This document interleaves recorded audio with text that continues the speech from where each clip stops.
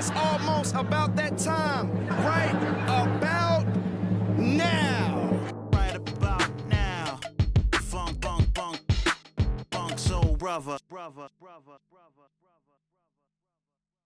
Douglas Vigliotti, welcome to the Right About Now podcast. I'm excited to be here. Thanks for having me. So great to have you, and congratulations on your book, Aristotle for Novelists. Talk to us a little bit about your background. Sure. Yeah. I mean, it's always hard to kind of. Where do you start? Yeah. Where do you start? Let's start the first time you discovered writing. The first time. The first time? Well, the first time you discovered you enjoyed writing, maybe. Okay. Here we go. 1,000-foot view. Zoom Yeah. out. I would say I do have a very untraditional, not traditional road to writing, in that I was never the kid who was a bibliophile, reading books in his room, writing in his diary. I was a very outgoing kid. I played hockey my entire youth. It was a very, very big part of my childhood. And I didn't discover writing until much, much later in life. Right.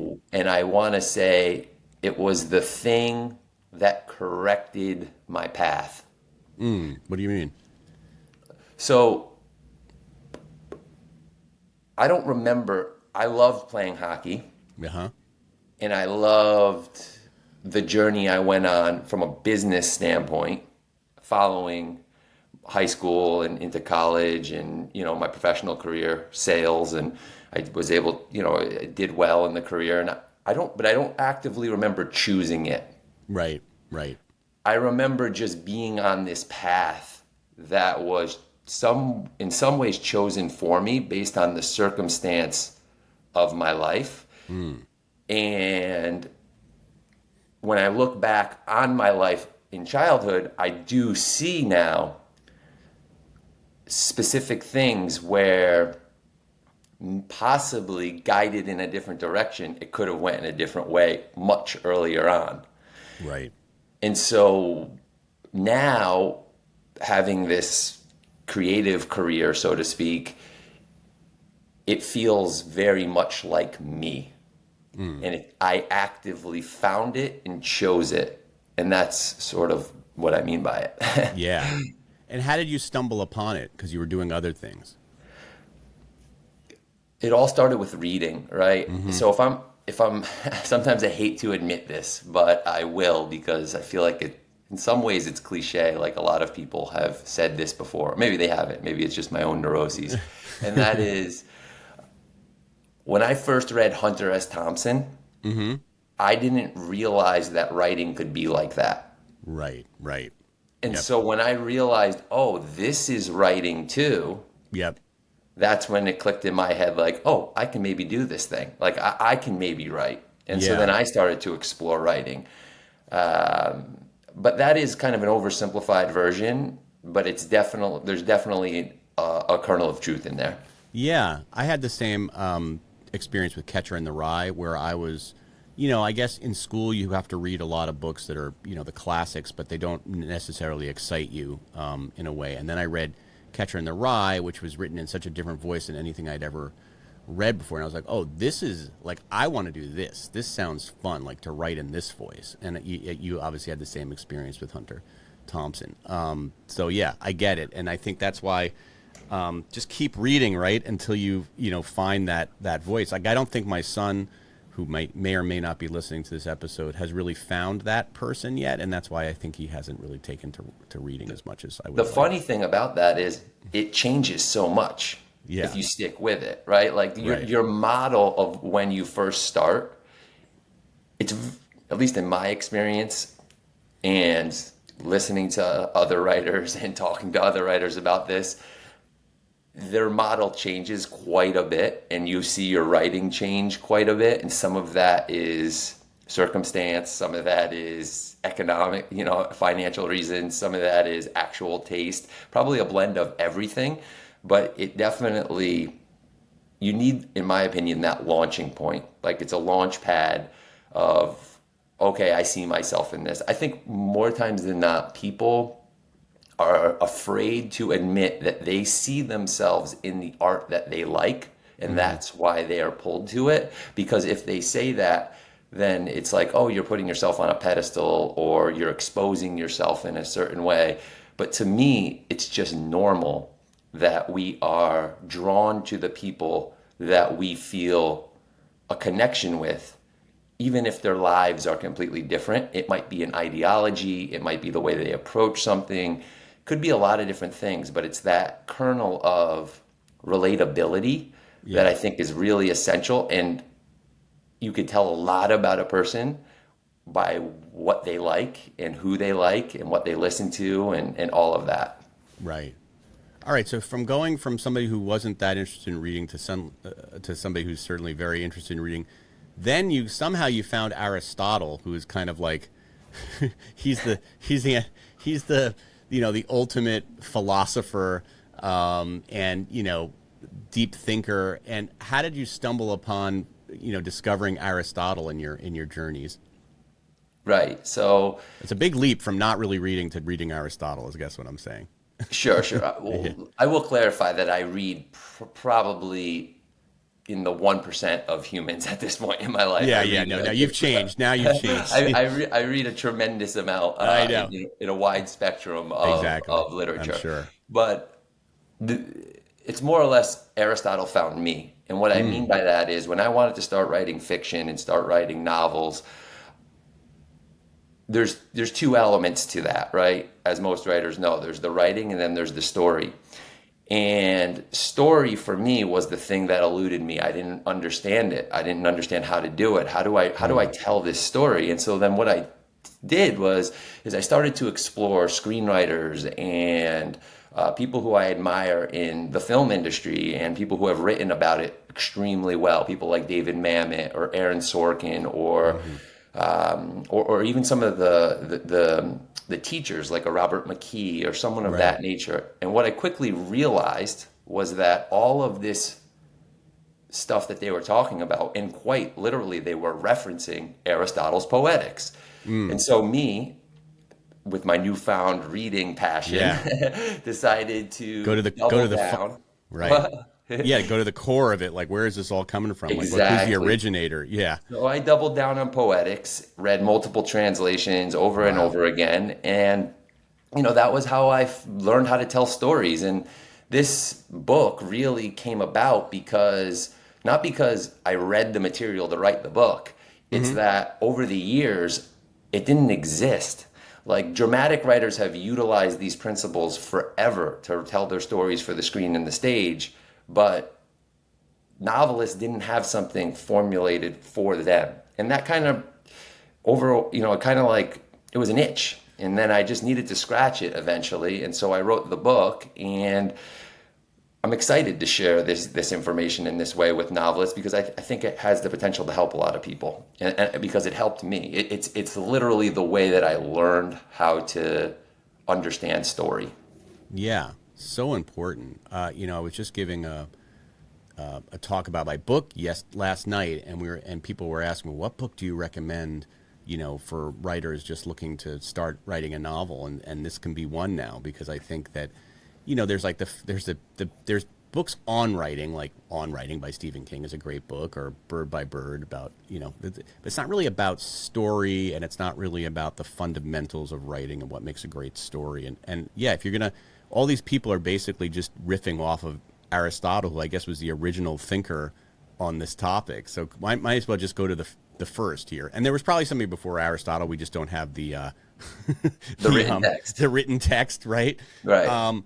But maybe let's talk a little bit about who Aristotle was. Give a little history lesson here because everybody knows the name Aristotle, but people might not be really aware of who he was. And if you could just give us a little background. Yeah, so I mean, he was a Greek philosopher who was alive 2,300 years ago.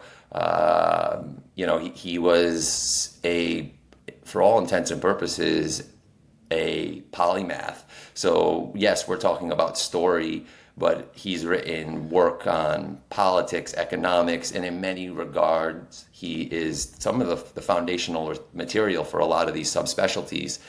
One of the unique things about him is that he studied under Plato, and Plato studied under Socrates before him. All of these are big names that we hear thrown around a lot. Right. But what you realize when you dig into something like Aristotle's Poetics, let's say, or any of his work, you realize why Aristotle is Aristotle. And I know that this sounds kind of canned, but he was really ahead of his time when it came to a lot of this stuff. You know, we only have 31 of his, or approximately 31 of his works. He wrote over 200, but many of them were lost to time. And all of these were never designed for public consumption. They were mostly just notes on his thinking. And we're lucky to have something like, say, a Poetics today, because, you know, we very easily might not have. Now, does that mean someone else might not have identified a lot of these principles and a lot of these theories? Maybe they would have. But there is something to be said that this has stood the test of time for over 2,300 years, and you still hear people like Aaron Sorkin, David Mamet, these people say, you want to learn how to tell a plot? Go read Poetics. They still say it to this day. Just for people who are unclear, Poetics is Aristotle speaking on the nature of tragedies. He was going to speak on the nature of comedies, or he did write about the nature of comedies as well, but that part 2 was one of those lost works that I had just mentioned moments ago. Can you imagine if somebody would find the comedy? I mean, that would change the face of history. It sounds like a good start to a book. I found it. Exactly. We've gotten it wrong all these years. We've gotten it completely wrong. Something like the Da Vinci Code or something like that. Yeah, exactly. I think I'm ready to do it. So I don't know the best way to do this. I want to go through some of the key points that okay, so you are a novelist, and obviously we have to read your book, so I'm not going to totally spoil everything about it, but you're a novelist. You're thinking about writing novels. What would Aristotle say even before you put pen to paper here? Like, what is something that you need to understand fundamentally about story? Yeah, so this is really, really important. He would say that all stories have 3 core elements. Now, he didn't say this directly, but it ties into tragedy, it ties into comedy, it ties into everything that we're going to talk about here. And those 3 elements are, you have a protagonist. Mm-hmm. That protagonist wants something. Yep. And there are obstacles standing in that protagonist's way. And those obstacles now come in form of external opposition, antagonistic forces, bad guys, weather, parents, friends, you name it. But then there's the more important piece of the internal obstacles, the flaws of that main character, of that protagonist. And every story, including, by the way, the story of Jonathan Small and Doug Vigliotti, rests on the idea that there is a protagonist who wants something and has obstacles standing in their way. This is the foundation for story. And this ties into what Aristotle reminds us in Poetics, that story is an imitation of life. He calls it mimesis in Poetics, saying that that's how we learn how to live as kids, because we mirror life around us. And that's one of the reasons why story is so intrinsically linked to life.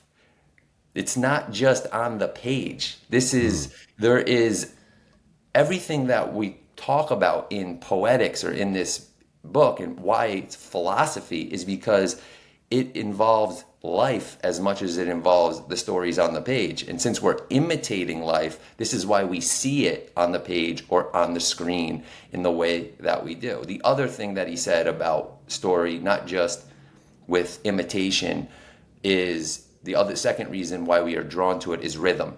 So most writers would recognize that as voice, pacing, tone. The meter is what he would call it. And this is why I think you don't need to know grammar to write. You can look at musicians, like I don't know. I think I write about this in the book with Bruce Springsteen and Billy Joel. Right. Neither of them could read music, but things worked out pretty good for them, right? And this happens a lot with writers. You don't need to understand grammar because what you have is rhythm. What you have is voice. And so these two elements are the reason why stories resonate with humans and why we started telling stories at the beginning, per Aristotle. But harken back to what I said at the start. Protagonist who wants something with obstacles in their way. If they overcome those obstacles, then we have, and they end up better off, then we have a comedy. If they succumb to those obstacles and end up worse off, we have a tragedy. The far majority of stories are comedic, not tragic. The reason why we like tragic, and it still works, is because it unveils a bigger truth about life. And that's why it's okay. That if we look at classic stories like The Road, let's say, by Cormac McCarthy, a lot of people have read The Road, so this is an easy one to reference. In that story, the protagonist is the father. And what happens to the father is we know he ends up worse off because he doesn't make it. But the reason why we're okay with it is because we know all humans die, and the boy and every boy has to go brave the world without his father. Right. And so just because they ends up worse off, we're okay with it. And then a comedic story, we enjoy it for obvious reasons. That's the Hollywood ending. That's why so many it's a stories. Fairy tale ending, yeah. But it's funny that they call them comedy. He calls it comedy, but we would call it, because you can have a thriller with a happy ending, right? Oh, 100%. Yeah. 100%. It's just the comedic and tragic is more in reference to the shape of your story or the journey of your protagonist than than humor or sad.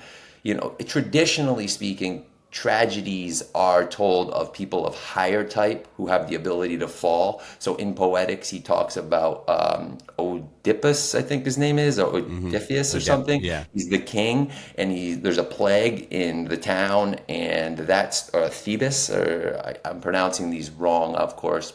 But he sets out to find what the cause is of this plague, and by the end of the story, he learns that he's the cause. So he ends up worse off, but we learn the truth, and so it's a tragedy, but it's satisfying to the reader. And so these traditionally are of characters of higher type, so kings, noble people who can fall. Shakespeare did this a lot, yeah. Correct. Yes, Yeah. and then comedies are traditionally of lower type. So middle class, low class people. Seinfeld. Exactly. Who can Yeah. rise. But the thing is we see it all the time in a relative sense now, right? Yeah. So like a comedic story could be of higher type people. They're just relatively lower on the pecking order than the people around them, right? Like I'm watching The Penguin right now on It's funny that you HBO. just mentioned that because I was thinking of The Penguin because I just finished watching it last night and I was trying to think, it definitely is in the tragedy because of the way I don't want to spoil the end, but I haven't seen the ending yet, Yeah. but I could. But based on his story, right. I would have to imagine that it's a comedic story. Now maybe it isn't. I don't know. I'm going to find out as it arcs here. But I would imagine it would be, because if he ends up better off at the end, getting the thing that he wants, even though a lot of bad things happen. Then it's a comedic story. It doesn't matter that he's a bad guy or he's an anti-hero and that he kills people. In fact, we see that all the time relativity is a huge component of modern storytelling, right? The anti-hero wouldn't work without relativity. Relativity being, if your anti-hero kills people and does all these bad things, you have to make the things going on around him significantly worse, a tad lighter. This is a Robert McKee theory. So, I mentioned him earlier. Yeah, and he says the audience will always seek the center of good. Meaning, if everything is dark, they're going to go to the lightest thing in a dark tale. So as long as if you're writing super dark stories, then as long as your anti-hero, your hero, is just a tad lighter, you're probably okay. Yeah. Or sometimes there seems to be a character in there that's kind of like the voice of reason, or the kind of the person, like I think of, like, even if you're doing like a, I remember in Mad Men, I used to think about this, like that was kind of, it was kind of a little bit of a, you had an anti-hero there and a dark kind of a, and then you had Peggy, who was sort of like the ingenue, she was the young kind of, she saw the world very, in a very much more positive way. Now she ends up kind of getting corrupted at the end too, so the audience kind of goes along with that journey with her. But I think it's interesting that sometimes people use that device where they'll have a character in a dark comedy that's seeing it kind of from a kind of more pure perspective, so that you can sort of, like, it's not all dark. Like there's one character, and then Penguin, for example, the kid, right? I don't remember his name. Yeah, Victor. I'm watching Victor, it right now. So right, it's like Victor is the character who you can identify with, because he seems like a normal. Now he's obviously going to the dark side with the Penguin, but he comes in as sort of a pure, so I think it's an interesting device that writers use. I don't know if I'm making any sense, but you have that one character in there that kind of is the light in a dark story. No, yeah, right? It makes sense to me. I think that one thing of note is, for me anyway, it's much easier. The easiest thing for me to spot storytelling principles, because of the form, is are movies. Yeah. Movies, everything is condensed. It's dramatic. It's drama. It's dramatized.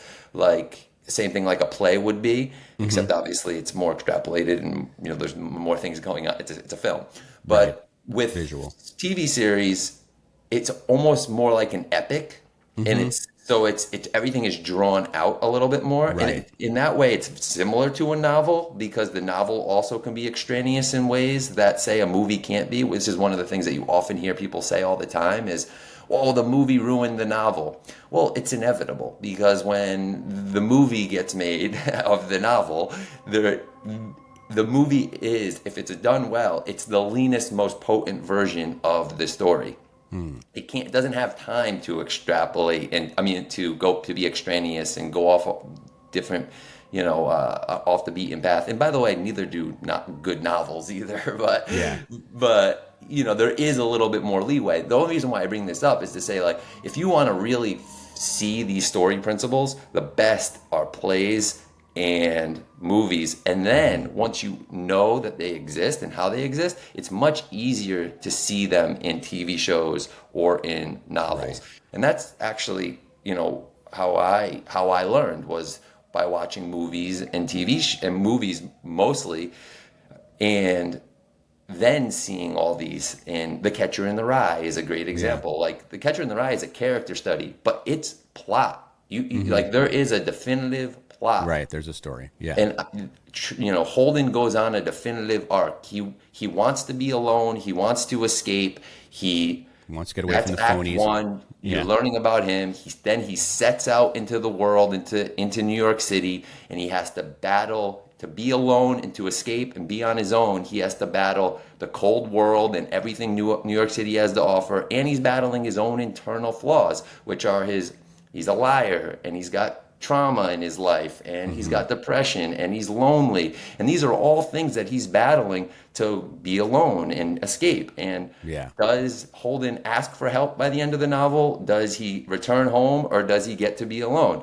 And does he overcome his flaws? Does he overcome his obstacles, or succumb to them? Right? Like, this shape still exists in a character study like The Catcher in the Rye. Not to pull back to what we just something we were talking about before.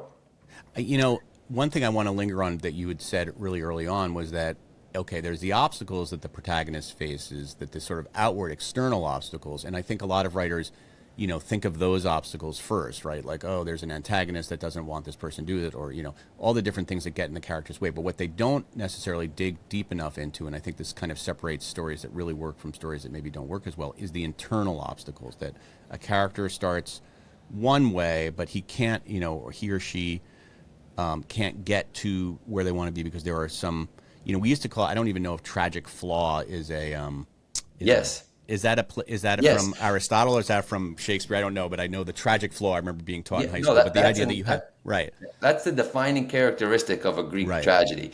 Is right. if you know, it's called a fatal flaw. It's called a fatal flaw for a reason because your flaw becomes fatal. It's the thing Yeah, that makes you end up worse off. So yeah. what started out as love turned to obsession, or what started out as passion turns to obsession. And we Yep. see this, you know, a lot, but you're hitting on something that's super, super important and critical. And that is, you're absolutely right, in my opinion, that the internal part of the story is the more interesting, and it's the thing that makes the story the actual story. Aristotle is very insistent about this too. He like the plot to be an Aristotelian plot, you have two elements, and one of them is a change in fortune for your protagonist. So either it goes from good to bad or bad to good. And the second piece is a connected series of sequence of events, self-contained connected series of a sequence of events. But the thing is that part one, so the change in your protagonist, has to come from the connected series of a sequence of events. So one has to be an effect of two, and that's what makes an Aristotelian plot. But in order to do that, your character has to overcome their flaw. Without the flaw, without the imperfections, the story is lifeless. It doesn't work, right? Yeah. It's literally a story that doesn't work. I mean, Yeah. you need the internal piece. If the character doesn't get stronger, like move away from their flaw, then likely it's a tragedy, because that is the when a character digs down in a movie and they're at their lowest point, what do they always do? They always do the thing that they've been battling the Right. entire time. They The couldn't do reason why they before. do that is because it's a sign of strength. Now, Yeah. it doesn't mean that they have to always be that way for the remainder of the series and the, you know, whatever you're writing. It just means temporarily, because that's how they're able to overcome that obstacle. We see this all the time in series and sequels. The character comes back and they still have the same problems. They're still the drunk. They're still the, you know, but they overcame it in season one. Will they overcome Right. it in season two? Well, You know? it's an interesting point that you made about how TV is, because TV doesn't have a you know, sometimes TV shows, they don't even know when they're going to end. You know, nowadays I guess TV shows are written like, you know, Penguin is an eight episode arc, so it actually does go somewhere. But like a lot of TV shows, you know, they could be going for endless amounts of seasons, right? So they can't quite resolve some of these character you know, conflicts, right? I'm Otherwise, you gonna I'm gonna really shoot myself in the foot here and say that on yeah, average, and I know this is not a popular opinion, yeah. after season one, most TV shows aren't good. Yeah, because they've already unless No, they introduce it's new because characters. Right. it's so hard, right, to Right. write. It's so hard to write the second and third season if it wasn't designed from the get-go. Right. Because in my opinion, what I observe is TV shows that betray themselves in the first. They betray the first season. They be you know to write that second or third season. It doesn't mean that it's just a rarity. It's a rarity. A couple of shows that I've liked that have gotten better are Succession. I think got a lot better in the It later did. seasons. I think the show The Deuce, which didn't get a lot of I remember the play, Deuce. Yeah, it was great. great show that I thought got better in second and third season. I was gonna say the same thing about The Bear, but then in the third season, I just wasn't crazy about Yeah. some of I the kind of decisions. lost interest in the bear, to be honest with you. There's something I just got tired of the characters. And maybe it's because we had kind of understood what their flaws were, and I was kind of like, okay, that we, you know, are we moving ahead here? Well, yeah, I totally agree. Yeah. Yeah, I'm thinking of like Breaking Bad. I don't know. There's certain shows that I love. I mean, the sort of brilliance of a show like The Wire was that it had different characters every season. So then you'd have, you know, you'd follow different stories, but it always resolve within its you know. I love all of those shows that you're talking about. The Yeah. problem is they don't make TV shows like that anymore. No, they don't. Now They don't make The Wire. They don't make The Sopranos. They don't make Right. Mad Men. They don't make Yeah. I know. It's sad. The golden Breaking era. Bad. They Yeah. don't make these shows. Right. I don't know why everybody loved them so much, but Well, it's this gets different at a times. whole nother. This is a whole other topic. Well, let's get back to Aristotle. Our boy Aristotle wouldn't have been talking about. It's funny though. Like, he would have been ragging on it. He's just actually. talking probably about the tragedies that and the comedies that were being performed in Athens at the time. But anyway, so you talk about.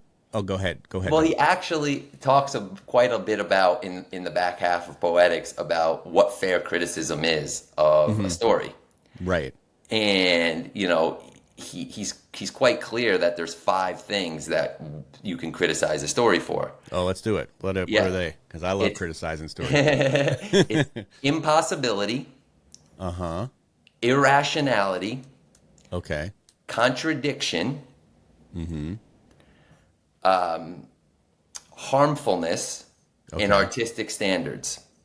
Now, before I talk about the first 3, or we chat about the first 3, I want to clarify harmfulness. He's not talking about if the story is harmful to people. He's talking about if you are writing a story and the depravity or the brutality that you depict in the show or the movie or the book isn't necessary to the plot, to the story that you're telling, it's fair criticism. It is harmful to the actual story. Right. That is that's an important nuance. Impossibility, irrationality, contradiction, all actually relate to principles in this book because they violate principles. Novels should be believable. Novels should be logical. Novels should be cohesive. Impossibility, irrationality, contradiction all violate these principles that I talk about earlier in the book. But I mean, what do you think about that? Do you think that those are? Do you think those are fair? Do you think those are fair ways to criticize a story? I guess novels are irrational. I mean, you think of something like, when sometimes when you're building a fantasy world and it's it still has to follow the rationality of the way human nature. I feel like even if you're doing a Game of Thrones, which is not I don't know. Maybe that's not a good example. I'm trying to think. I feel like sometimes when you create worlds, people don't, and they're not even humans within those worlds. You still have the characters still have to act within a rational framework that makes sense to humans, right? Yeah, so Aristotle is specific with this. He says a solution to a plot problem has to come from the story itself. So whatever we've depicted in the story previously, we have to solve the problems in our story utilizing what we've created. He urges writers to avoid deus ex machina, which is when something comes from outside of your story to unlikely solve a plot problem. Yeah, that's the worst. That makes people crazy. Exactly.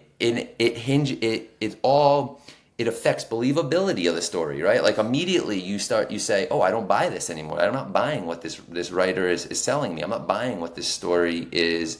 I think of Lost. I think of a show like Lost, or shows that couldn't figure out how to end, and then they kind of had to almost impose an outside solution to solve an internal. And maybe part of it was that it wasn't part of the internal part of the story. That's why it didn't quite work. I loved Lost. That was a show that had a fantastic first season and never quite lived up. Right?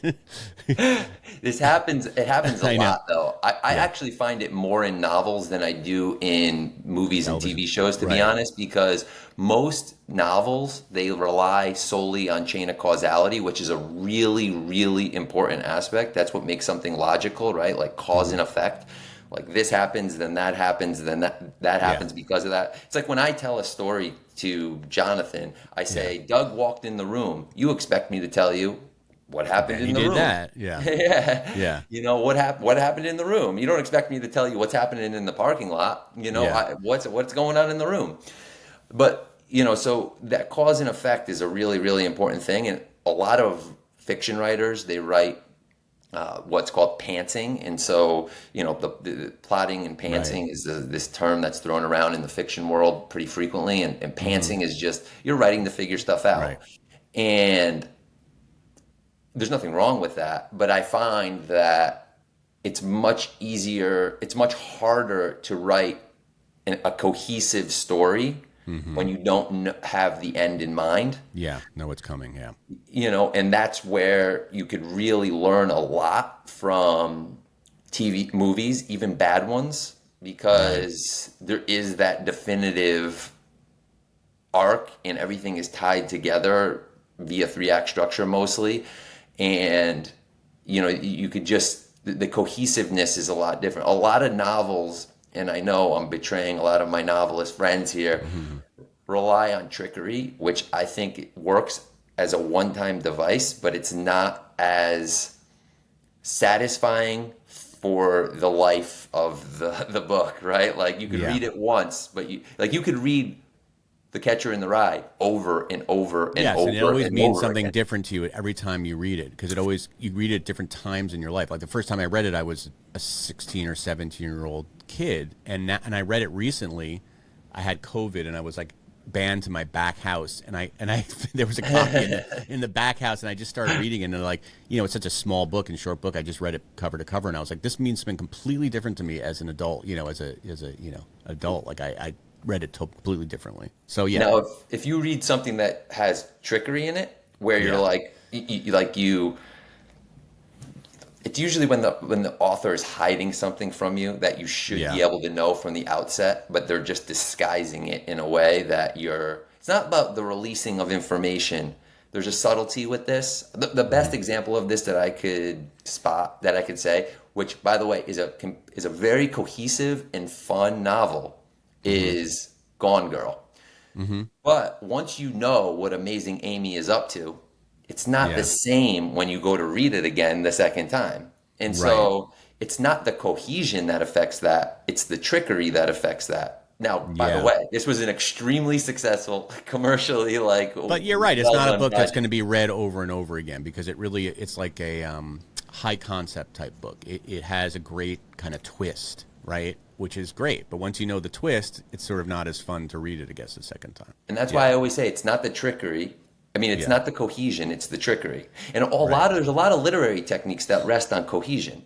Chekhov's gun is one that everyone's familiar with. If you show me the gun in the first act, it has to go off by the third act, right? Or a MacGuffin, or a red herring.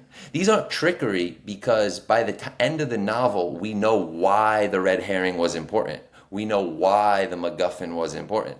They're not just purely tricking me to go in one direction, and then I'm never understanding the meaning of that moving forward. If you answer the question by the end of the novel, there's cohesion. If you're just, I think that's a good, I've heard Ken Follett say on a podcast, every novel. Maybe it was mine. He came on mine. That was like one of the biggest thrills of my life. To have really? That's amazing. Yeah, it was pretty amazing. Yeah. Did he say this? Because I don't know. Tell me, because he was hard to. Tell me what he said, because I tried to get anything I could out of him. Right. So I heard him once say that every novel, which makes sense, proposes a big question, and by the end of that novel, even if that question is answered, there is another question that is left open and hanging. And I loved that idea. Yeah. I think he said that about chapters too, that every chapter ended with a question, or kind of like you had to keep reading. That was one trick he used. Yeah. I don't know if he said that makes a lot of sense to me, because when I've read a lot of David Mamet, who I mentioned earlier, and he always says about drama, the only thing that a playwright, an only responsibility for a playwright, is make it so the only thing the audience cares about is what happens next. Right. So you have to write with the idea that you have to design something that people want to keep finding out what happens next. What happens next? That's the only rule, he says, of drama. And it's impossible to teach to people, because you need to be able to write plays or to write stories to be able to figure out if the audience is going to snooze, or they're not going to have that buy-in. But it jives really well with that question, because that question theory that you said with Ken Follett, because it's really the same thing. It's like, does that author want to move to the next chapter, or do they want to close the book and put it on their shelf and find the next one? Right. You say that there are three. Well, Aristotle says there's three big questions a writer must answer. to write their story? You might have talked about these already, but can we distill them into what are the 3 questions that a writer must answer to write their story? We actually didn't talk about them. Okay. And so, yeah, and don't please don't confuse me with Aristotle. Why not? You're channeling him. It's good. I'll do my best, but I'm far from Aristotle.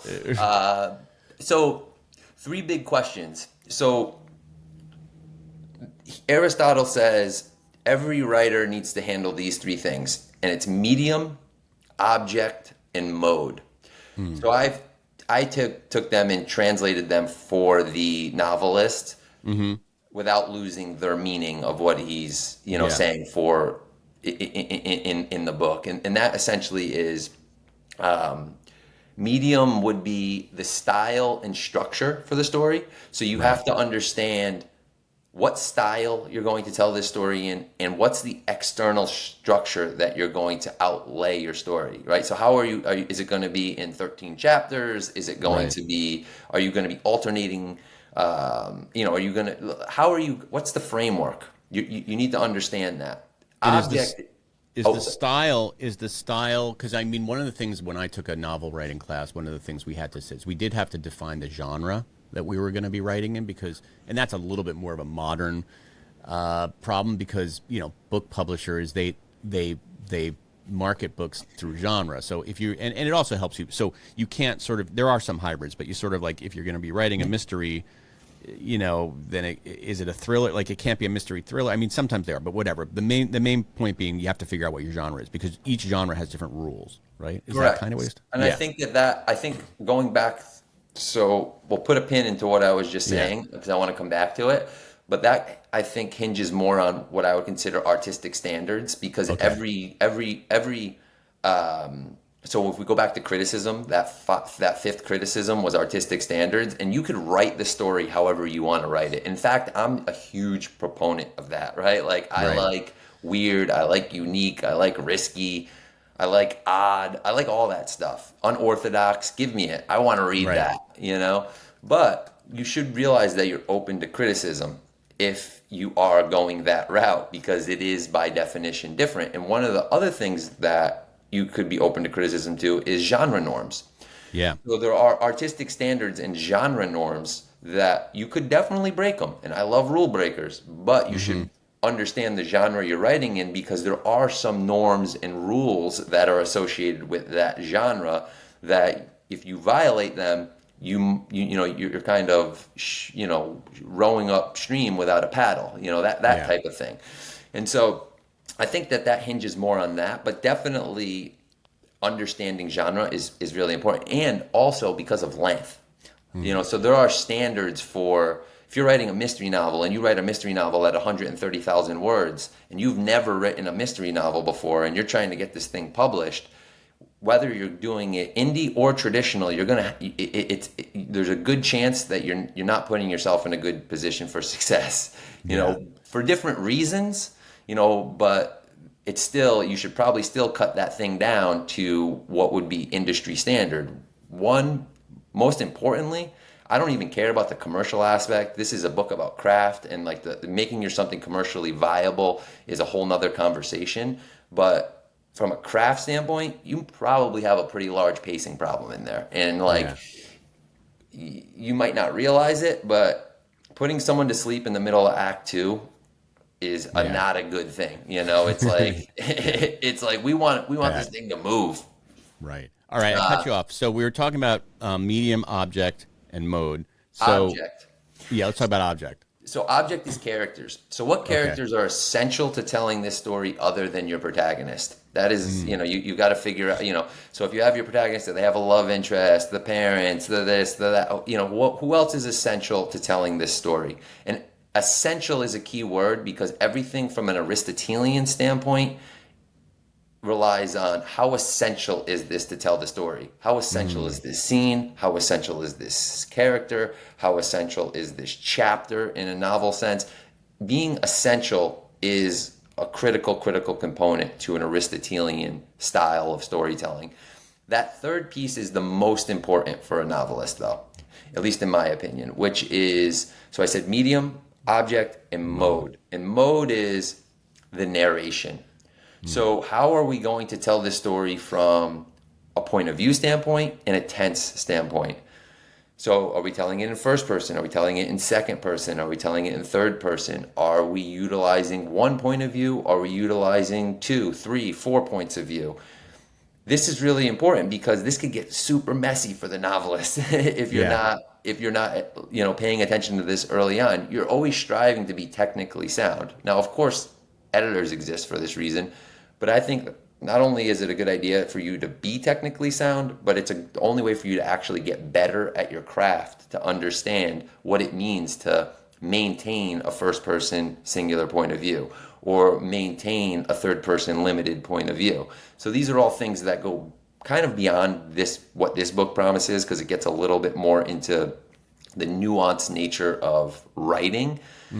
But it is important to understand that all three of those provide different effects for your audience. So a first person point of view is very intimate, right? Like you're in the mind of Holden Caulfield, right? Which is interesting because if you go back and you read J.D. Salinger's third person story, if you go back and read J.D. Salinger's short stories with Holden Caulfield in them before he wrote The Catcher in the Rye, they were done in third person.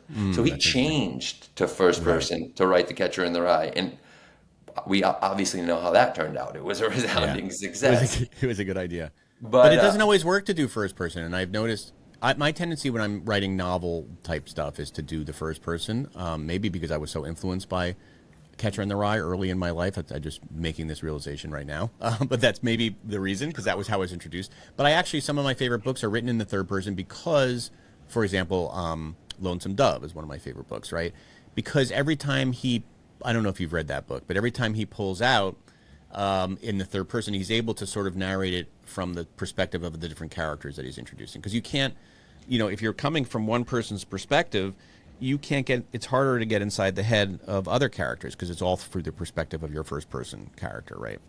So I find it very interesting, like, to make those decisions and when to know whether to make something a first person or a third person story. Like what would be the benefits and disadvantages of each mode? So I would say, if I'm going from an Aristotelian point of view, it has to be in service of the story itself. Right. What's the story you're telling? So what kind of story are you telling? Are you telling an expansive story? If you're telling an expansive story, we need third person. We can't tell it in first person unless even if you tell it in a multi-point of view first person, you're still only getting this person's narrow point of view in alternating chapters or whatever. Right. The one thing you get from a third person point of view is the expansive nature. But it's also worth it to realize that first person provides limitations and limitations aren't necessarily a bad thing. Yeah, especially for creative people. Yeah, exactly. Yeah. And a third person could be very strangling because of the freedom. And especially if you're doing omniscience, right? Like omniscience is when there's like an all-knowing God. Yeah. I think of The Godfather, one of my favorite novels that does this, but a lot of sci-fi, a lot of fantasy leverages this for the world building aspects. But you can get into a lot of trouble when you're trying to head hop from character to character, and it could be very confusing for the reader. Third person limited is when you're doing a third person, but you're doing it almost through a first person lens. So you're writing from the point of view of each character through almost like a first person lens. That to date is my preferred method although I've written in first person quite a bit, but I like the third person lens, but from a limited approach. There's also second person. So a lot of stories, aren't like told through second person. Bright Lights, Big City. That's the first Bright time Lights, I'd ever Big seen. City is a great novel. That is. Yeah. So here's the overarching thing. Oh, actually, I didn't finish the thought there. So second person is when you do this, you do that. Yeah, so it really places you into the seat of the protagonist or the reader, right? So you are the protagonist in a sense. But the overarching thing with all of this and how this is bundled up in an Aristotelian sense is through one word: consistency. Whatever you decide that your novel is going to, leverage, what point of view, stylistically, what structure, what characters, it needs to be consistent. Right. Not consistent from page 1 to page 300, but if you're going back and forth, changing points of view, say we do chapter 1 with first person, chapter 2 with third person, we need to be very consistent with third person in the second chapter and very consistent with, so the consistency has to do with a great novel that I read was called Trust by Hernan Diaz. Okay. And he tells that novel in 5 parts. It won the Pulitzer 2 years ago. And oh, cool. He writes that novel in 5 parts, and each part is radically different from a style standpoint. But the one thing that is the same is that he's consistent with that radical style in each part. So it's not consistently the same throughout, but it's consistent in that part. And that's a really important thing for me to kind of highlight. Because no matter what you decide to do and how you tell your story, even for the most unorthodox writer, the thing that is the same is that they are consistently unorthodox. Yeah. All right. I mean, there's so much we could talk about. I almost feel like this gives people sort of a teaser into your book because there's so much to dig into. I mean, we've like probably touched on 10% of what your book digs into. I want to talk a little bit about another part of your life, your career, and that's your Books for Men podcast. Tell me why you decided to do that podcast. Why you felt that was important. Yeah. That's a great question. And it is important. And I think that is the word that I would like to describe the reason why I did this. And that is, this podcast is a labor of love. I'm a huge reader. We joked about how I came to it late, but but now you're making up for it, probably. Yeah, exactly. Yeah, I've made up for it since a slow start at childhood. But the reason why I started Books for Men is because I can look at the data and I can reference some of the data, but I would challenge anybody next time they're around a group of guys to ask them, what are you reading? Yeah, I know. And I do this. And I'm always shocked, although I shouldn't be at this point because it's so regular, that most of the time they're not reading anything. And if they are reading something, the majority, and when I say majority, I mean like 1 out of 10 people who actually are reading, the majority of those people are usually reading nonfiction. Yep. Fiction is kind of fallen by the wayside, and it's sort of an open secret in the publishing industry that men don't read. It's not something that is widely talked about, but if you talk to people inside of the industry, or if you write something, I know from experience, sadly, that is male-centric, they'll say, oh, this sounds great, but who's going to buy this book? Well, if you the books that I get pitched, for my podcast, it's almost always for women, books almost always for women, the fiction, the novels. Well, they're female characters or female, yeah.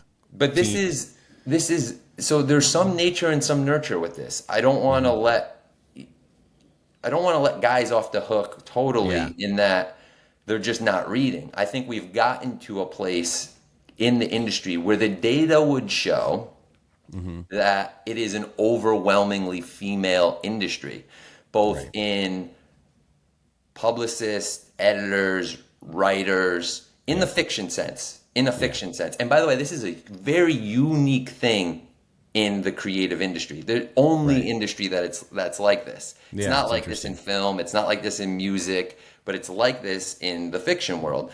And so I think there's this self-compounding thing that would just make sense why there's potentially more books that are coming out that are, female-centric main characters, female topics. I mean, I understand that there was a correction that was necessary. Of course, yeah. But if we look at the data for what it actually is, I mean, I think it's somewhere around 75 to 80% of the entire industry is female in the fiction world, and only 1 out of every 5 novels is purchased by a man. And I'm not beating my chest for male rights here. I'm just literally speaking of the reality of the industry. Yeah, and it's kind of a chicken and egg. Like, is it because there was a correction made and it alienated men, or is it because men just weren't interested in reading fiction for whatever reason? I don't know what it is. This is the real question. This is the Yeah. question. And I think that there are definitely some advantages to reading nonfiction, or perceived advantages. All of the value, and I use that word value because men, at least men that I know, tend to be more transactional. And so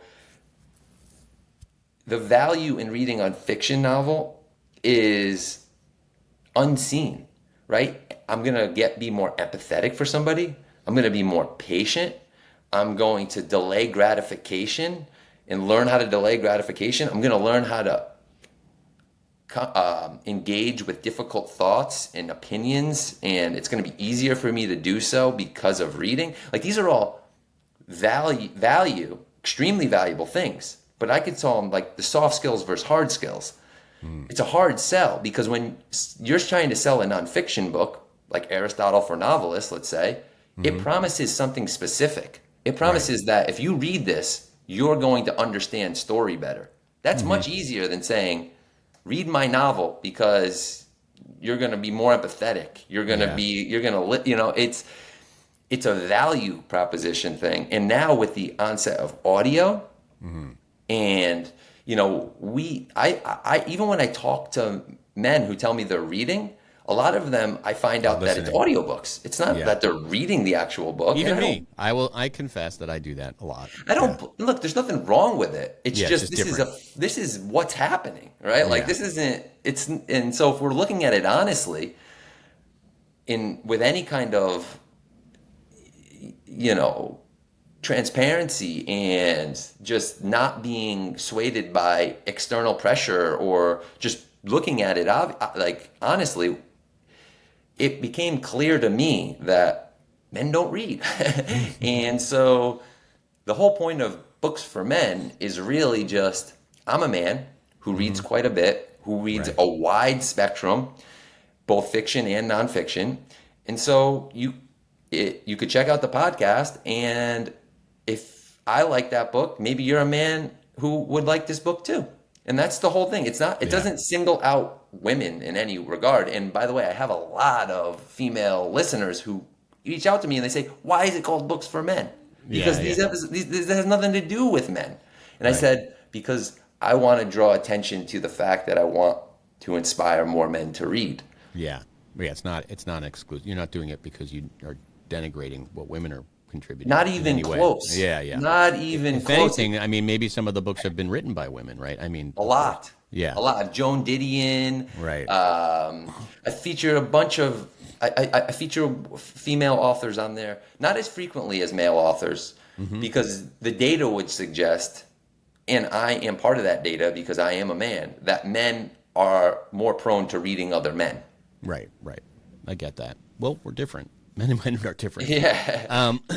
Tell me, okay, so in closing here, tell me, if you're a guy listening to this and you're maybe haven't picked up a novel in a while, or you just don't get turned on by novels, what would be like 3 books that you would just say? I mean, you already mentioned a few in this podcast, but what would be 3 books to get guys excited about reading that you think, I know your whole podcast is about this, but are there 3 that come to mind? I would say the best book that's a guy that any man could read, I already referenced in this show. It's not a comedy, it's a tragedy. It's The Road by Cormac McCarthy. I've never recommended that book to somebody, had them pick it up, read it, and not enjoy it. Yeah, The Road's great. It's a very male-centric novel between a father and a son, written in a very simplistic style, which is much different than other Cormac McCarthy books.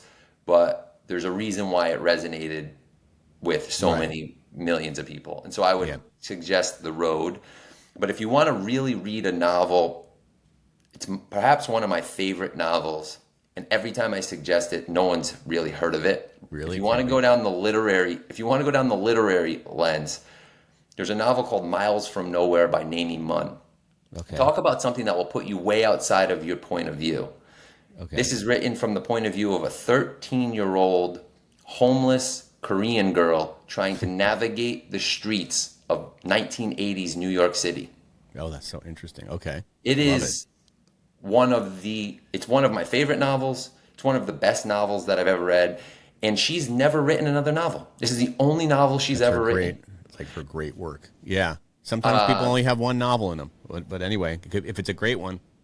I love it. So Okay. I would say that's The exciting. Road. Never heard of it. Miles from The Nowhere. Road, Miles from Nowhere. And then my third, now this is a bit dated, but he's one of my favorite authors of all time, and that's Richard Price, who's written, a lot of big epic crime novels. Didn't like he write Lush on The Life. Wire?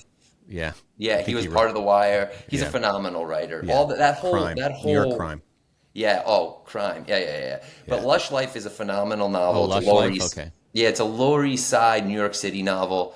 It's probably his best in my opinion. But he just had a brand new book come out, which I'm so excited about. He hasn't published a book in I don't know, over 10 years or something like that. And so it literally just came out this past week, and so it was fresh in my mind. But he, if you go back to his early stuff, because his work spans from the 70s up until present day. He's been writing novels and but he was a writer on The Wire. He wrote The Night Of, which is that Incredible. another incredible.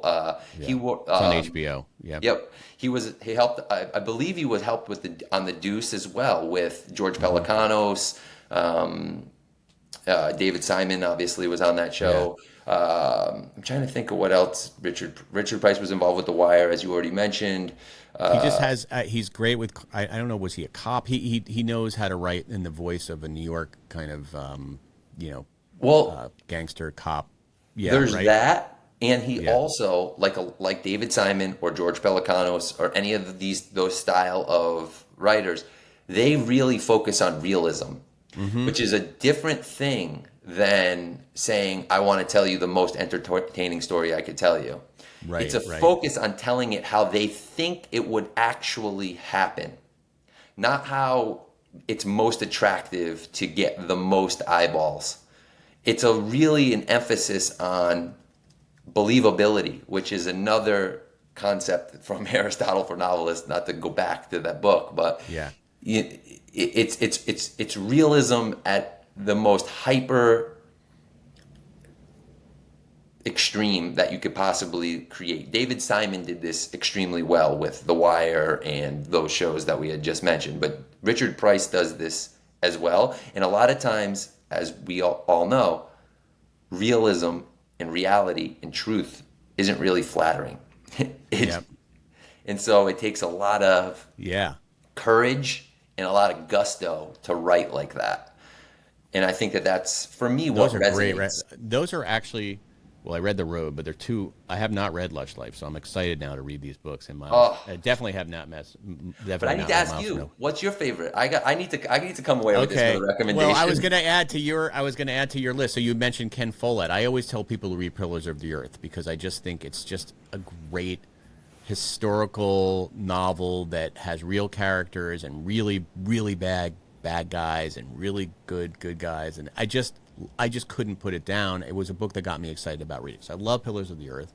I'm a little bit more traditional. Like I don't read as much literary fiction anymore. I do love good stories. I read Pachinko recently, and I just love Pachinko, which is, like you said, is set. I mean, it's a world. I mean, they've made it into a TV show, which I have not watched, but it's a world that it's taking you into a time that I had never even thought of, which is basically like Korea in the early 20th century. Right before the Japanese invade, and then the Japanese invade during the war, and then this woman and her family moved to Japan, and then it's Japan in the 80s. I mean, it's so interesting, the whole world. And I lived in Japan, so I have a little bit of an affinity to books that are set in Japan because I love Japan. But just I didn't even know the pachinko parlors were owned by the Korean mafia in Japan. I had no idea until I read Pachinko. And then my third book would be, now I got to look at my shelf. Well, I mentioned Lonesome Dove. I just think, for a guy, and women could enjoy this book too, but Lonesome Dove is just, have you read Lonesome Dove? I haven't. And Oh I'm my! kind of ashamed that I haven't because you've referenced it twice now. I mean, that book, it just blew my freaking mind. I don't know. I just thought Larry McMurtry. It's a western, but it's like I think he said basically, I want to write a western about what cowboys were really like, because he grew up in Texas and knew real cowboys or knew people who knew cowboys were around a long time ago, the real cowboys. But it has great characters, great story. It is a absolute page turner, and it does everything right. I can't imagine a better just a book with that's more like perfect. And then he never quite replicated. He wrote a lot of versions of that book, and a lot of those characters come and go. But that one is the definitive one. And yeah, so I tend to like his. I will read Lonesome Dove, 100%. Yeah, I tend to like historical fiction. Lonesome Dove was one of those books where it's the first 30 pages, kind of like The Wire, where the first episode I was like, what is this? And then it hooked me. And then the Lonesome Dove is the same way. Like, kind of like the first 30 pages, you're like, what is this? I'm not sure. I'm like liking this. And then all of a sudden you're hooked and you can't get out. And you're like, I can't. I remember I took it with me on a trip to Mexico, a family trip, and my family was like, I was like, let's do some downtime now, because I just wanted to always run back to my room and read the book, because I didn't care about anything we were doing on our trip. I just wanted to read the damn book. I was so excited. I couldn't take it. Anyway, love that book. But anyway, I got it. Can I give you 3 recommendations based off of what you just said? Yeah. Quick. Yeah. You lived in Japan. My favorite translated Japanese author is Fuminori Nakamura.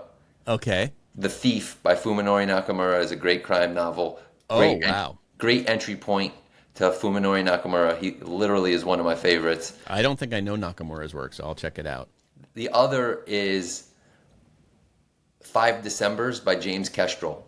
It's a historical fiction novel about it, that I won't even tell you what it's about. That, and then the other would be The Sun by Philip Meyer. That I have on my shelf, and I have not.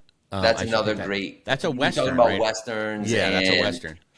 Yeah. Those are 3 just to parlay off of what you were. All right. Some of your interests there. Well, Douglas Vigliotti, this has been like just a wealth of information. I'm just so glad that we found each other, and I love learning from you. I could take a course on Aristotle for novelists from you. You should teach it as a course. Are you on TikTok? I am not on TikTok. Only Instagram. Have you ever watched? So I've started watching TikTok recently, and they I'm have afraid. they have these guys that come on. They're basically lesser used, right? They come on and they have I'll send you a link, but they have these they'll have a stack of books, and they'll be like, here are 3 books you just have to read tomorrow. They get hundreds of thousands of views. It's just all they're doing is recommending books to read, and I have actually gotten some good recommendations from that. I guess they call it book talk. And they're not like the TikTok videos that you would think that your kids are watching. It's like, it's like for us basically. So I just think you would be such a natural, because you already have this expertise. You know so much about books, to just pick up, here are 5 historical fiction books you have to read tomorrow, or here you would just, I don't know, and then we'd drive a tremendous amount of traffic to your podcast. So anyway, I recommend it. Look into it. I'll send you a link. Send me the link. I have thought about creating a course around this material. So you are like probably. Yeah, you should definitely do it, man. I'm all into teaching. All right. Well, Douglas, thank you so much for joining us. And if people want to find out more about you, is there a website they can go to? Yeah, really easy. Either my name, douglasvigliotti.com, or if they want to find more out about Aristotle for Novelists, they can go to aristotlefornovelists.com. Awesome.